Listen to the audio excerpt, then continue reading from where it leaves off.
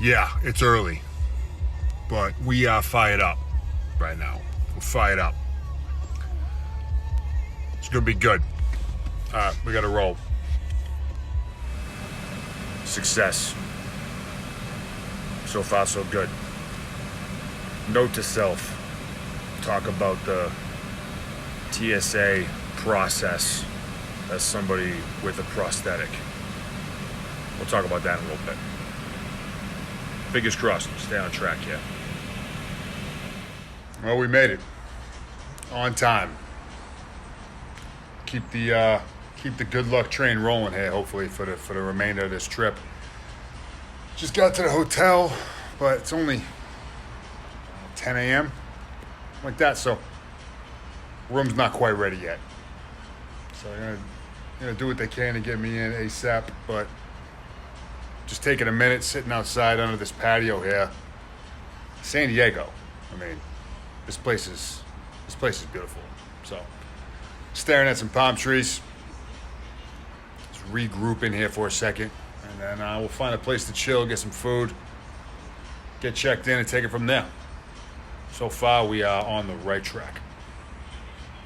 All right, we are in the hotel. So we left off. I got to the hotel. I was early. Room wasn't ready. No big deal.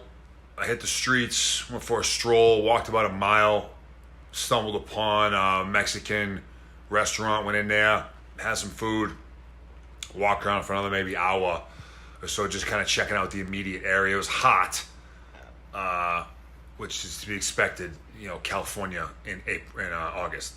But it was good. It was good to just check out the area a little bit. And then I got to the hotel, checked in, and I just got done doing my mobility and calisthenics little training session here in the hotel room, which is a staple for me now and something I strongly recommend, especially if it's a long flight, but even for a short flight, even if you're only in the air 90 minutes.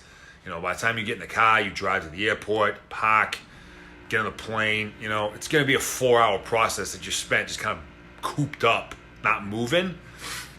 As much as we may want to just crawl into the bed and take a nap or just lay down and turn on the television or whatever, it is well worth the investment, time and energy, to do some range of motion stuff, do some flexibility stuff, just get some blood flow, and then just lengthen the muscle fibers from having been cramped up for so long. Even if it's just 15 minutes, so nowadays I force myself to do that no matter what when I get to my destination. Just now I probably spent about 40 minutes doing that. I did some additional calisthenics, some push-ups, some planks, some ab work, some glute med work, which is part of my knee rehab stuff I'm working on. So I actually got like a pretty good little body weight session just now. I mean, I'll show you guys.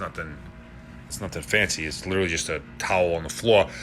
And in this particular hotel room, I didn't have to move any furniture around, which sometimes I do if it's a smaller room. I got to make some space. But this was easy, right here. Boom, knock it out. I don't want to forget though to talk briefly on the TSA process, right? So, as someone with a prosthetic, I'm going to set off the metal detectors. So, going through them at the airport does nothing, and it's, from my experience, I've yet to been able to go through one of those and that be acceptable. They have always, as far as I can remember, at least in the States, made me go through that, that scanning thing where you stand there, put your arms in the air, thing wraps around you. So, TSA pre-check, which comes with the territory as being military. So that kind of speeds that up, right? Drop my shit, it goes through the scanner, and then if there's a seasoned, more experienced TSA agent that's around who will see me, they'll just automatically grab me and be like, all right, dude, come on, let's go over here and get you over to the scanner.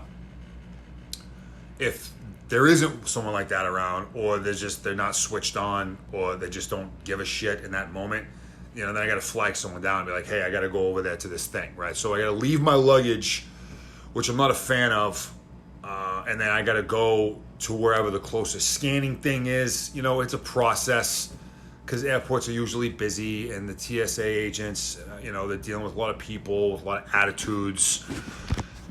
So it can be like a high stress environment. Right? Not only are you going through a security checkpoint, which is inherently stressful to a lot of people, especially first-time travelers or infrequent travelers, they get nervous. So TSA agents, they're doing their job, right? The passengers, a lot of them are nervous. I take my shoes off, I gotta take my belt off, I gotta take my watch off, things are beeping, people are getting anxiety, people are late for their flights. Like, it's a stressful environment, for a lot of people.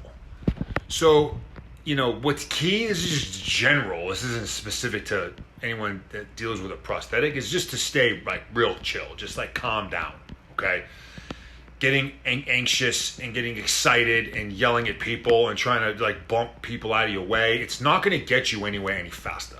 So just take a breath. You're actually going to help everybody, most significantly yourself.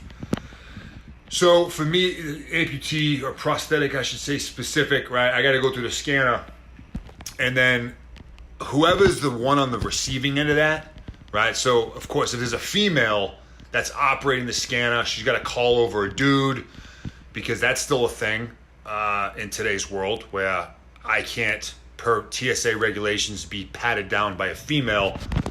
I don't know where we draw these lines anymore, but that's the current status. So if there's a female, she's like, hey, I need help from a dude. Dude will come over, and then here's where it gets interesting. And I can tell within the first 5 seconds if this guy's been around for a while, or if he's a little wet behind the ears, if he's a little green. Because the more seasoned guys, like, they see me, they see the leg, they automatically assume, rightfully so, that I am military or former military. Usually it comes up within the first 3 seconds, whether they ask me or not. Usually it says, hey, thank you for your service, or hey, did you serve, or what branch were you in, or what branch are you in. Like, that happens 99 times out of 100. That's what that looks like with an experienced TSA agent. And I'm very respectful. Yes, sir. No, sir. Thank you, sir. Right? So just like keeping everyone just nice and relaxed is key. When I do that and I'm with someone who's been around for a minute, the process is real fast. All right? Yeah, they may run their hands over parts of my body.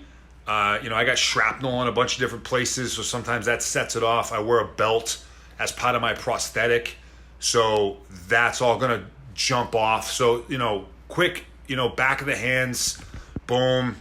And then they swab my prosthetic and my hands for trace of explosives is what they're testing it for. With the experienced guys, it's quick. It might take an extra 3 minutes, maybe 4 minutes. Boom, in and out. They are in a position where they can exhibit a judgment call. Like, this guy, really isn't a threat. He's one of the good guys. Let me just go through, the no shit mandatory protocol here and just make sure that his leg isn't going to explode when he gets on the plane. The junior guys... first you can tell, because a lot of them look at me and they you can see the wheels spinning, that they don't know how to deal with this, which is okay. It's good training. But then I know I'm going to be here for a while, right? I'm going to be here for a minute. And then they go through the whole preamble. Sir, you've been detected for blah, blah, blah, blah, blah on the scanner. First and foremost, are you okay with me doing this with you here, or would you like to go to a private room? And now I'm already okay, this is going to be a good 10, maybe 12, maybe 15 minutes. I already know. Right there and then. And I'm like, yep, we're good. Do it right here, man. You're good. He's like, okay, here's the process. I'm going to go up and down, left to right, using the back of my hands. I'm going to go near some sensitive areas on your body. Are you sure you're okay with doing this? It's the whole, by the book, which is fine. Younger dude, inexperienced person doing their job. I got it. Okay, let's do it. It's just, I have to just go ahead and know that this is going to be a bit of a process. And this morning was that case. Okay, so I had a 5:30 flight. which means I needed to be at the airport by 4:30, which means I left my house at 3:30, which means I was up at 2:45. So early wake up, right? By the time I get there, it was surprisingly busy for that time of day, busier than I thought it was going to be. I could feel myself as soon as I realized I was dealing with a newer TSA agent who was very respectful. He also, looked like he was 12 years old. Like he looked like a child. So that was my first. All right, this thing just cut me off. I could feel myself starting to get agitated. Like that first reaction, that emotional response of like, dude, within a second, I went through that jump and was feeling like, come on, dude, really? Like, you really think that I'm here to do something? Like, what the fuck? Like, pay attention. Like, you know what I mean? Like, come on. Use some common sense. Make a judgment call. All that happened inside of like a half a second. And then I'm able to just be like, okay, no. Detach real quick. And this is obviously a younger dude, inexperienced. He's doing the right thing. He's doing this by the book. That's what he knows. Just calm the fuck down and let the kid do his job. So, I did. And then, the whole swab, the whole patting down. This dude was actually frisking. Actually, he brought me over. I went and sat down in a chair. And then he ran a handheld metal detector, like a wand, over my prosthetic. And he was even saying, he's like, I know this is going to go off, but this is part of the protocol. So I'm just sitting there watching him wave a metal detector over a metal limb, and it's obviously beeping. And I'm like, okay, well, we checked that block, So at this point, I was kind of having fun with it. I wasn't late, and even if I was trying to rush him, wouldn't have sped anything up. In fact, it would have slowed it down because he would have gotten confused, and he'd have been frustrated and probably pissed off at me. So, we were kind of laughing about it. I'm like, yep, there's metal in there. He's like, yeah, I kind of figured that. And then he actually patted it down. I mean, he like patted my prosthetic down, which is totally exposed. All right, so yeah, I was wearing pants, but you guys probably know or have seen I cut the fabric off of my pants on my prosthetic side. So he's literally just like rubbing his hands down my prosthetic leg. And I'm like, what are you searching for? You can literally see everything. There's nothing covering. Cut me off again. I may have to find a new recording app to use because this thing's pissing me off. Short version of the story, bottom line is today was the longer day of the TSA process, but that happens, and it's fine. It's no big deal. Outside the hotel, waiting on my ride to show up. Be here in about 2 minutes to head over to the studio, and I'm excited. This is a big opportunity for my brand and my business, but more than that, significantly more than that, I get a chance to meet, a mentor and someone that I look up to and respect and have learned from. So the exposure certainly has value, but I think the greatest takeaway from this trip will be what I learn, even just spending a few hours in person with this individual. So ride's pulling up, time to go to work. So we round's complete. Just logged in just over 6 hours, and you can probably figure out who I was talking to. So now the cat is out of the bag. I'll talk more about this here as I get back to the hotel. Overall, amazing experience. Back in the hotel. After we got done shooting, I grabbed some food right there in that area, kind of strolled around a bit just to check it out, and then grabbed an Uber and made my way back over here. I want to jump on here while things are still fresh in my mind. share some of this with you guys. So, as you've seen, I was at Victory MMA and Fitness, which is owned and operated by Jocko Willink. And it is in that facility that he shoots his podcast, which is what I was just on. As a fan, and really as a student of Jocko, it was great to be able to spend that time together. I knew going in that it would certainly be valuable with our community here, and that level of exposure certainly comes with a value. But just getting the chance to pick his brain on some things, both on camera and off camera, was by far the win of coming out here. By a mile. It doesn't matter how many increased followers I get, or how many people are interested in the book, or any apparel stuff that we do. It doesn't matter. There is no quantifiable monetary return on that exposure that is going to supersede what I learned over the course of the six and a half hours that I was over there.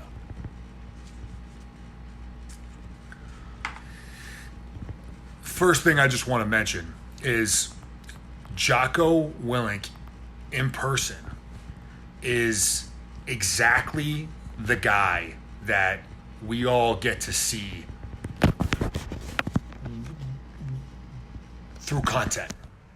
He's the same fucking guy.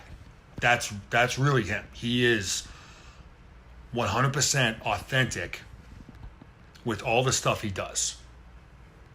The way he writes, the way he talks, what he talks about, what's important to him. The authentic Jocko Willink is what comes through his social media, all of his platforms and all of his brands and the entire Jocko enterprise. That's really him. That's really him. And I realized that within, 5 minutes. And that's not the case with everybody. And many of you may know this from experience, but you get to know somebody through content or through writing or through film or media or whatever. And you meet them in person and you're disappointed. Because what you see on camera is not the real person. I didn't anticipate that being the case by any stretch. But I was extremely happy to confirm that he is what he projects. That's the authentic dude. Great dude. Down to earth, humble, easygoing. A great dude. Great person.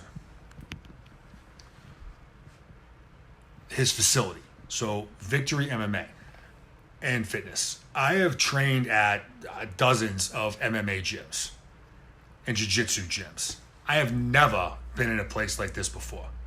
This place is a community in every sense of the word. I mean, you walk in and you're basically in a storefront where they sell gear and apparel, all kinds of stuff. Totally professionally run. All the staff are in, I'll say uniforms, but they're all wearing attire so you know that they work there. So professional look. And he gave me a tour of the facility. It's 2 floors. There's just a bunch of different training areas for jiu-jitsu, kickboxing, full-blown MMA. There's an entire cage in there. There's a couple different gym areas for more traditional style training, like CrossFit or any kind of resistance training, cardio training. There's a lounge area in there. And the place was like packed with people. I got there at 10 o'clock this morning. And there are people in there training, people in there hanging out, people in there talking about jiu-jitsu, talking about MMA, talking about training in general, nutrition. 10 a.m. And by the time I left it was like 4:30, it was even busier. The locker room is beautiful. A lot of MMA gyms, jiu-jitsu gyms, the locker room, if they even have one, the ones I've been in aren't exactly top-notch, a little grimy. It was just fine. It's a training environment. This place, it's clean. There's full-blown lockers, showers, the whole thing. And then a studio is up there as well. So it's packed with people. It's got a great vibe. People in there, they come in there to train hard and work hard and be around other ambitious people, people of all ages, kids all the way up to, I saw a dude who was pushing probably 60 in there getting after it, and then everything in between. So really, we talk a lot about community, and that could mean different things, virtually or in the same place at the same time, a combination of both. He's actually built that, and I experienced it. You can feel it. Great setup.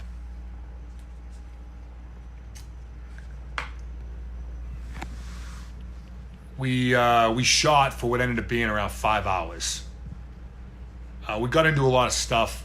We kind of walked through time from my experience from adolescence all the way up to today. Obviously, there was a lot of military stuff in there, and then we got into the book. Then we got into Objective Secure, which was the main point of coming out here to talk. Was about that. And he dissected just a whole bunch of sections. He clearly read the whole thing, start to finish.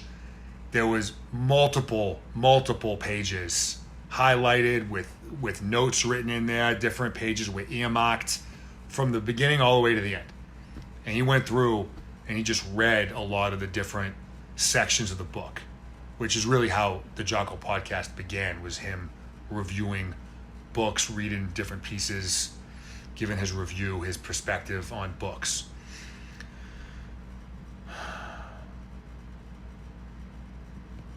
A great experience.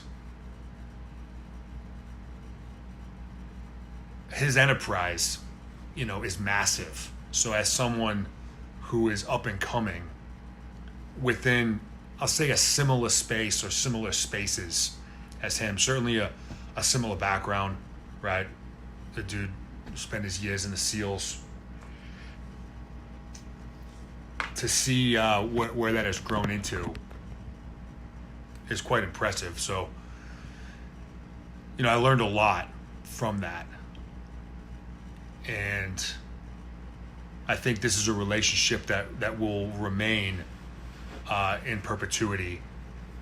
He and I both talked about different opportunities that we both see short term and then longer term, with written projects, with speaking projects, seminars, workshops. He's doing a lot of what me and my team seek to do at a greater scale. Once my time in service has come to an end, that's really going to be the catalyst to drop the hammer and excel within these different initiatives. And in the meantime, it's really just about establishing a foundation and making a lot of mistakes while we build this together, my team and I. Jocko has been a mentor of mine for quite a bit of time, for years. And I think that mentorship will grow within the realm of business and branding and community and influence. So I'm obviously excited and eager to see where that goes. But overall, just an outstanding experience. Well worth the trip, well worth the cost of coming out here, both time, energy, money. It's an investment. So we and me made an investment to come out here, and it was well worth it. Wanted to give you guys a glimpse of kind of what this looked like from start to finish. Certainly didn't capture every moment, but I'll throw a couple more things in here. But now that the cat's out of the bag, many of you guys have recommended and asked for me to go on the Jocko Podcast. So I'm happy to say that we were able to execute on that. And I am certainly excited to bring that out and for that to go live. It's a win. Today's a win. All right, good evening. I'm obviously back home from my San Diego trip. From there, I went over to Kalispell, Montana, spent some time with Andy Strumpf, and then came home. I've been home now a few days. And about 15 minutes ago, I just finished watching the Jocko episode. I kind of skipped through some of it, but I got to the end, and it's like 15 minutes, like the last 15 minutes of the podcast is after I had left. So this is the first time that I had heard that. And it's by far my favorite part of the episode is that last piece where it's just Jocko and Echo talking. It had me laughing. It had me laughing pretty hard. So I recommend listening to the thing the whole way through, because the end I found to be the best part of the whole thing. Really just two things that I just want to hit here real quick as we wrap up this episode here on Unfiltered. And that's one, Echo didn't really speak much during the shooting of the podcast. I think it was just the flow, that Jocko and I were kind of going back and forth in. But I spoke earlier, while I was still out there, about Jocko and just his authenticity, which is true, which is absolutely the case. Having listened to the episode now and then hearing him and Echo at the end talk a bit, I do want to ensure I give him a little love, because as a fan of the Jocko Podcast, I think that their dynamic between each other is awesome. They complement each other really well. Just their voices and the way that they work, the contrast between the two is awesome. He's an enormous asset, and he does a lot for that podcast aside from just him being on a microphone who interjects, every now and then, or when it's just the two of them and they're having a conversation. He's a huge piece of that product and service.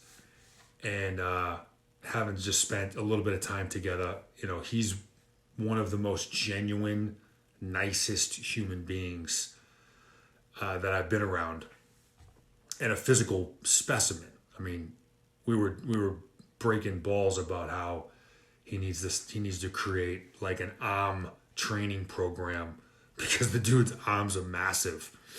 But just an authentic, down-to-earth, kind, good human being is Echo Charles, and a huge resource, an enormous asset within that enterprise he plays. That was one. And then lastly here, having a chance to spend some time with Jocko offline, off camera, I asked him what was his favorite part of his job, because the dude has an empire now, like a legitimate enterprise. The Jocko enterprise is massive. The dude's in a million different spaces. So I asked him, like, what do you enjoy doing the most? And his answer was this: I enjoy this the most, meaning the podcast. That's what he enjoys the most. And I said, why? What about that makes it what you enjoy the most? He's like, I get to invite people on of my choosing So I get to spend time with those that I want to spend time with. And every time I do a podcast with a guest, I learn something new. So it's a way for him to challenge himself and to better himself, to further educate himself or be inspired by somebody else, which then drives him to want to be better and work harder and pursue different things and just be the best that he can be. He learns that while doing the podcast. So, which I thought was awesome. So what I got from that, hearing that, how that translated to me was, number one, when you love what you do, you're going to be really great at it, which is the case for him. He loves what he does. Therefore, he's great at it. And that really is the foundation that allows the success to happen within all the other things that he and his company and his partners are involved in. That is, as well as the value of who you surround yourself with. Even if it's a short period of time, 4, 5, 6 hours of time that you spend with somebody, those people that you choose to allow into your inner circle have an enormous effect on us. And he said that in real time about how he learns and he gets better because of the people he strategically puts around him. So it was really great to hear that. It kind of validated some things that I believe as well. So I just wanted to share that with you guys. Now that I'm home, I've had a chance to listen to it and kind of digest and reflect a little bit more on the overall experience. Great time overall. More to come. We'll see you guys.